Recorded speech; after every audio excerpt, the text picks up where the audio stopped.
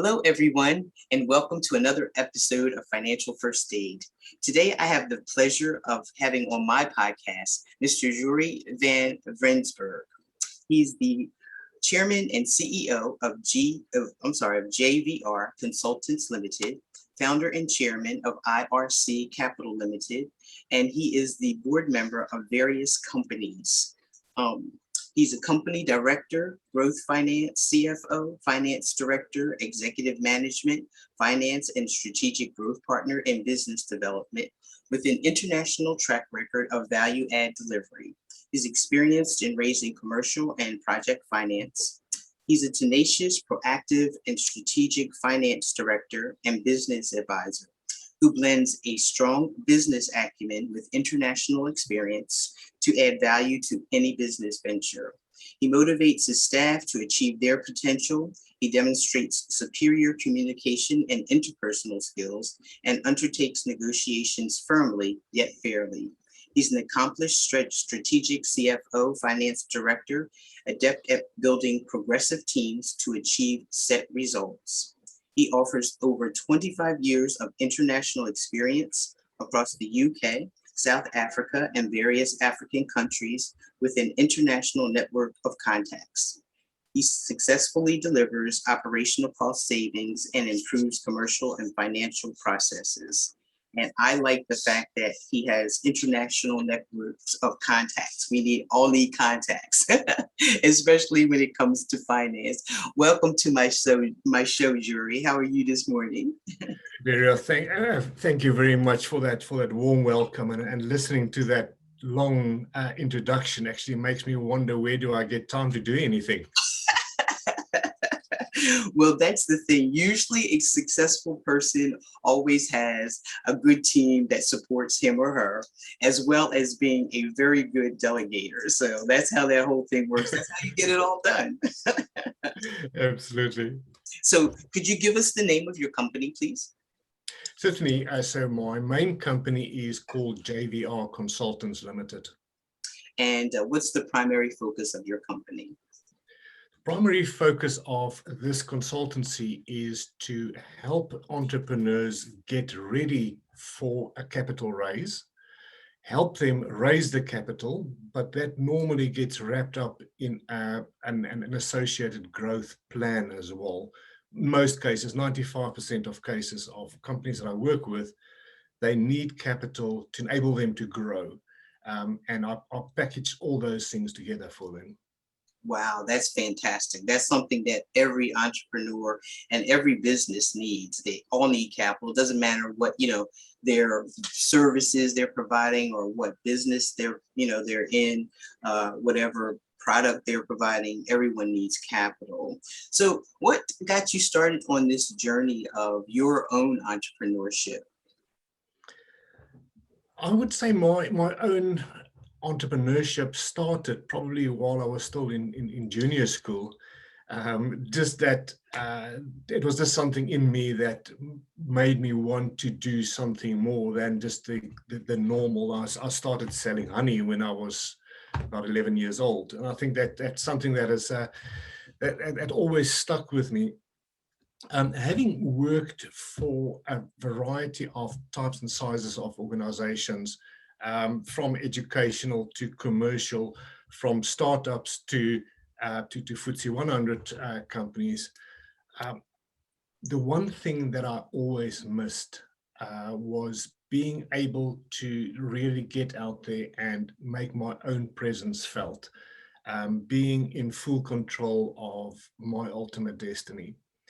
And that is what ultimately led me to decide to completely step out of the corporate world. And it was the time that I made that decision, I was a senior manager in a FTSE 100 company in central London, when I realized that although I'm making a difference, I'm not making it for me. I'm making it for a large organization. Right. And that was actually the time when I finally decided I've got to step out once and for all out of this corporate rat race, because that's really what it felt like, and start doing something for me, but at the same time, driven by my passion to help other people.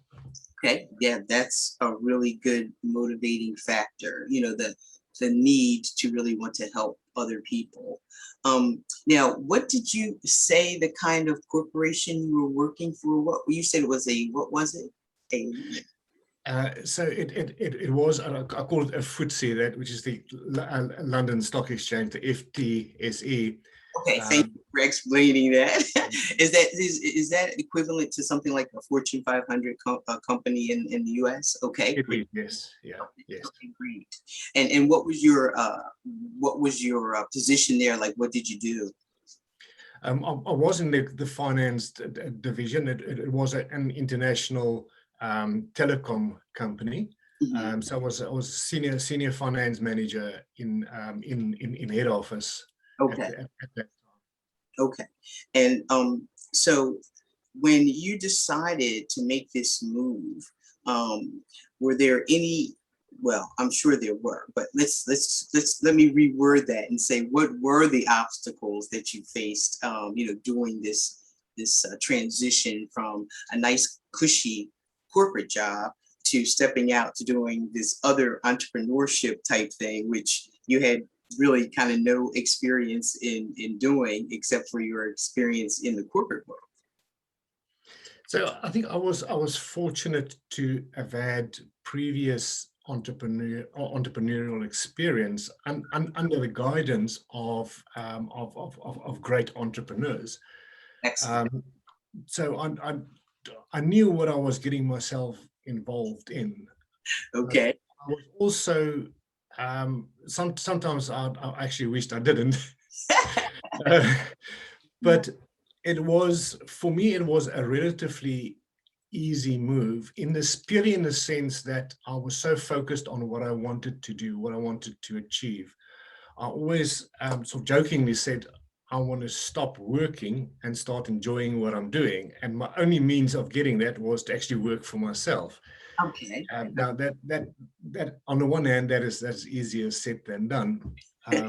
But at that stage, I think the biggest obvious obstacle that I faced at that stage was that cushion of ongoing financials. Being able to, whether you work hard or just float along, at the end of the month, you get your paycheck and you can spend it all because next month you get another one. To get to move away from that, that was a difficult one, but that also was a big motivator for me. True. True. Yes, it is.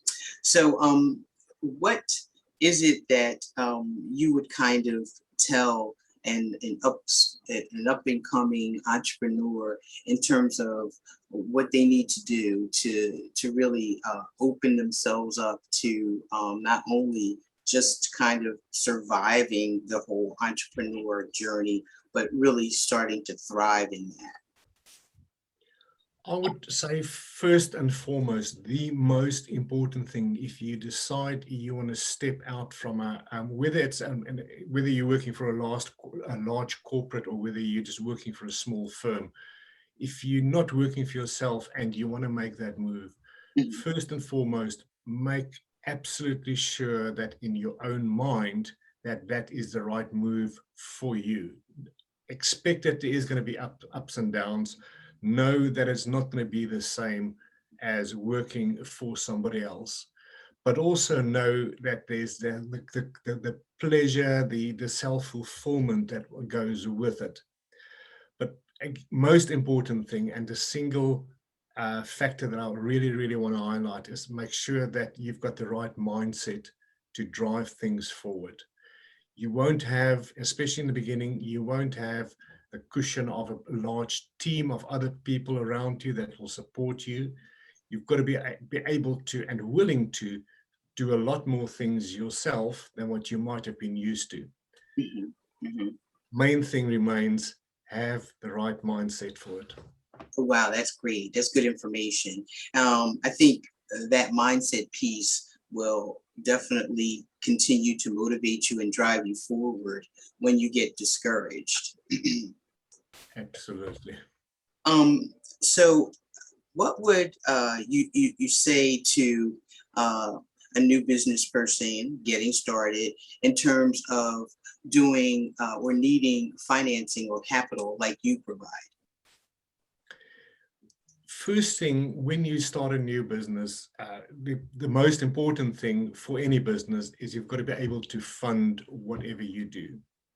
So I would say one of the absolute first things alongside your business plan, and when I'm talking about a business plan, I'm not talking about a 40 or 50-page document, something that you write down for yourself, your own plan of how you will make money.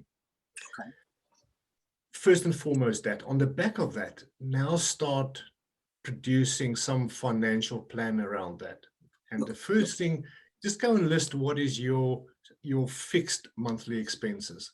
That would be things that like rent, telephone, things that you have to pay whether you make money or not.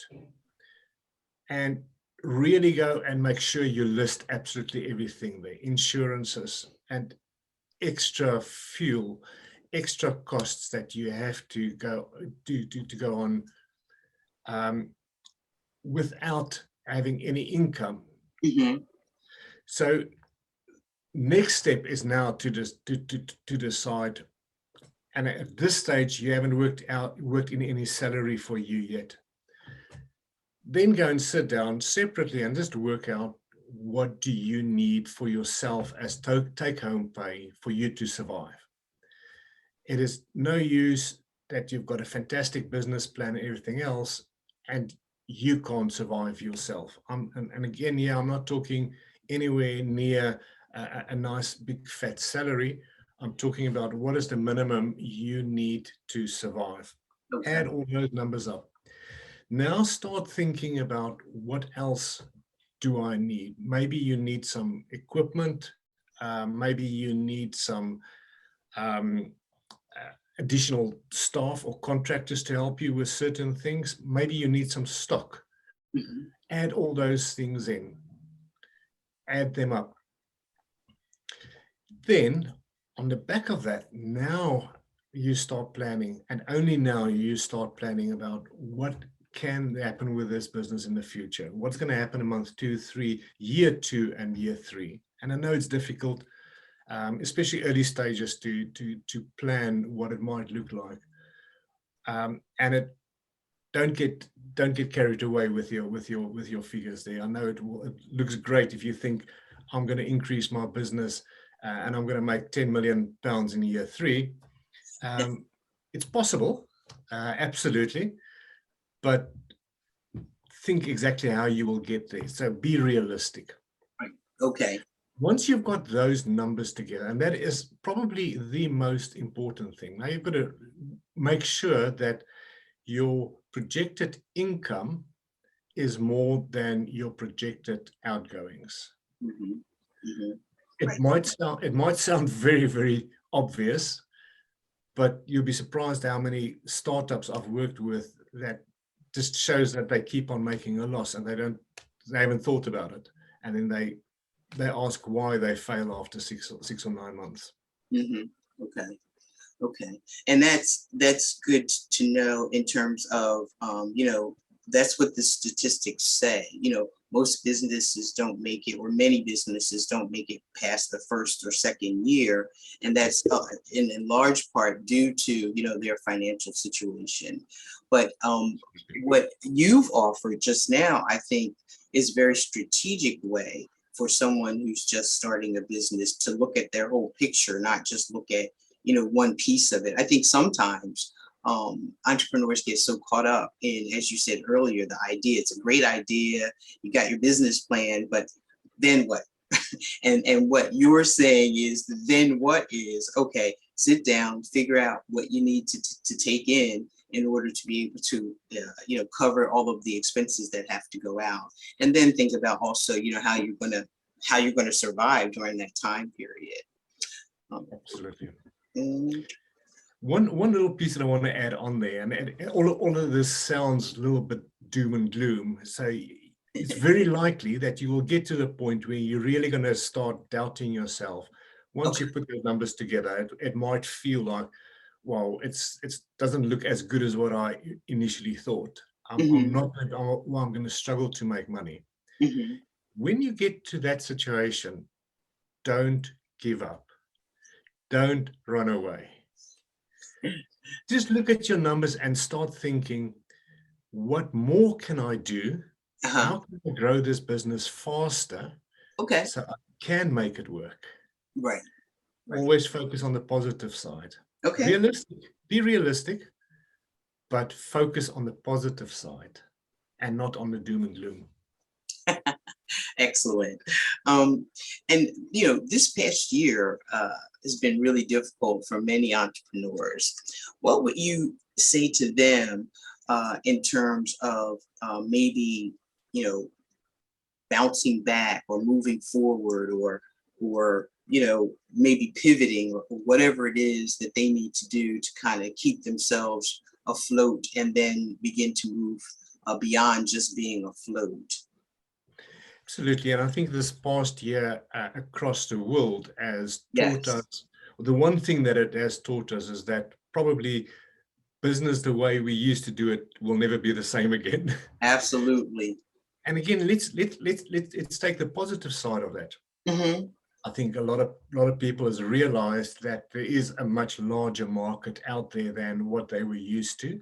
Hmm. There is different ways that we didn't think of doing business that is now real, and Hmm. has in many cases has forced people to take or start doing what they previously might have thought of. Hmm. The key things for me, firstly, think bigger, think geographically bigger, think and in your forecast and your ability, think bigger. Your market, your capability of your business is as big as you think it can be. Now, there's a few obvious exceptions. If you run if you sell tomatoes on a street market, um, using that business model, you're going to struggle to expand internationally. Right. I didn't say it's impossible. I just said it might be a little bit difficult using that model. There's Hmm. lots of ways to grow that, but think slightly different. Don't just think about what is happening just on your back door. Okay. Okay. The other key point for me, and again, coming back to positive thoughts and mindset. Now, the reality is that a lot of businesses lost a lot, and a lot of business is really down at the bottom end. What might feel for a lot of people like there's no way out of this. The one thing that I have learned, and I can sure if anybody can just if they put their mind to it, they will realize how simple this answer is. Every morning that I wake up, I know the sun is going to shine again, no matter what has happened, no matter what, whether there was COVID, whether there was a world war, what happened. Tomorrow the sun is going to shine again. And the message there is use the strength of your own mind and start thinking of what can I do to get myself out of this, rather than just to say, I have been hit hard by this. Fact, you have. What are you going to do about it to get out of it? Hmm. Hmm. And the podcast is directed at entrepreneurship and bankruptcy. Um, you know, that's some great advice, because financial first aid, our objective is really to look at the possibility of bankruptcy, or if you've just come out of bankruptcy, as a new beginning, a new start to whatever your entrepreneurial ship journey may be.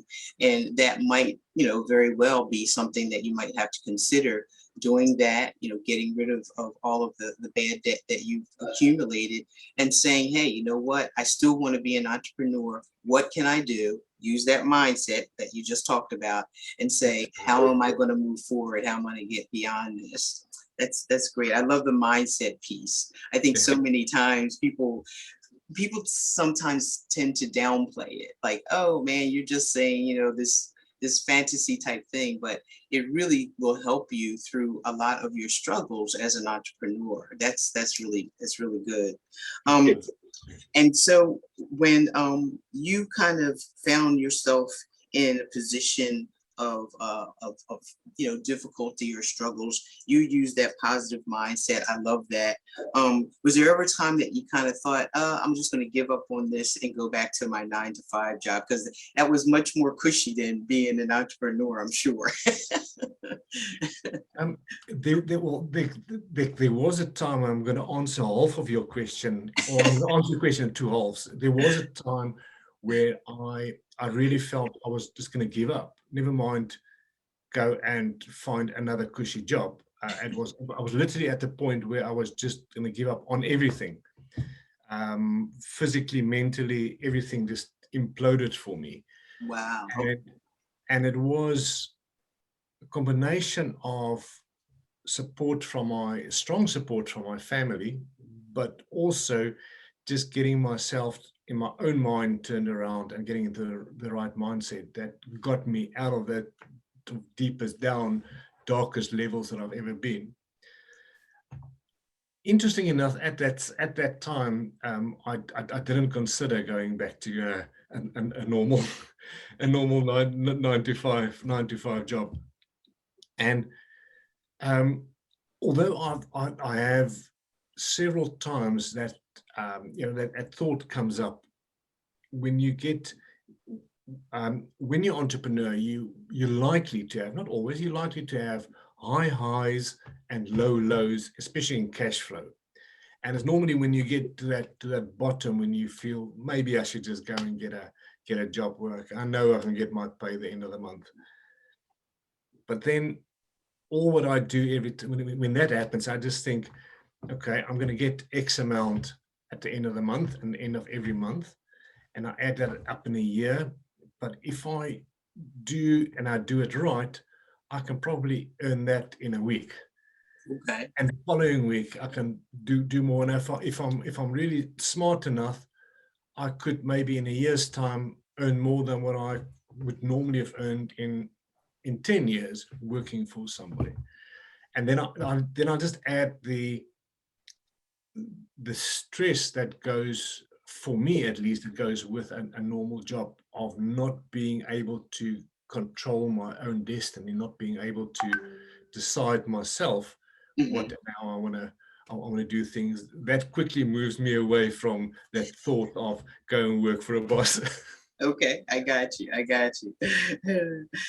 So what would be like one of the projects that you've helped develop or provided funding for? What would be one of the projects that really made you, gave you gratification, and then you looked at that and said, you know what, this is why I do what I do? There's probably several of those. Mhm. The one, it's actually one that I'm currently busy with. It really excites me. It really, when I get up in the morning, I can't wait to get up to get moving. Good. And it is interesting enough. It's not something that I know I'm not going to make a lot of money out of it. Okay. That is not my driver. If I cover my costs on this one, that will be great. And although I know in the back of my mind, somewhere down the line, I will make decent money out of it. But there's a concept that we're working with African countries, and by extension of that, it will become developing countries, not only Africa, where we build community enterprises. The whole concept is bring a whole community together, create an enterprise that is self-sustainable, economic upliftment for the whole community as a whole, not one or two individuals. So you help the whole community build something in an enterprise in their own backyard that is firstly going to help everybody economically, but also skill set. And the emphasis behind all of that is that it must be something that they can maintain and upskill themselves in. We will get initial funding, a little bit of funding required. We will bring in expertise to upskill them, guide them, and even expertise to help them manage on an ongoing basis. But we're not a charity. Right. So we give them the ability to help themselves on an ongoing basis. I know I work on the principle, as a good mentor of mine, you said it many times, the principle of do good and make money, in that order.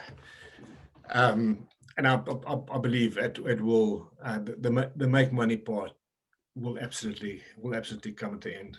That sounds great. And then the concept, it sounds like, behind this project is, kind of teach a man. How does that go? Give a man a fish and he'll eat for one day, but teach a man how to fish and he can live for a lifetime. Absolutely, and I've got an extra point, and I actually use that very often. But I've got an addition to that. I end up saying, teach that man to teach his whole community, and the whole community will always uplift themselves and will never be hungry again. Oh, I love that. That's fantastic. So just in finishing up our podcast, I always ask my guests to give me 3 things to educate, motivate, and inspire my audience. And there's been a couple of little great nuggets that you've already given us in terms of motivation. I love the mindset piece. When you're kind of down and looking at, oh, this is going to not work. Get yourself in a better mindset. Think of the positive, focus on the positive, and encourage yourself to move forward. Okay, so give us one thing that'll educate my audience. So from an educational point of view, I would say always focus on what your numbers tell you. Now, what I mean by that is use and ensure you've got proper statistics about your business, financial progress about your business. Mm-hmm. Use that and let that tell you which direction you're going. Okay. Don't wait until you get your year-end financial accounts, or when your accountant tells you that you out of money, or your bank manager rings you up and say you no money.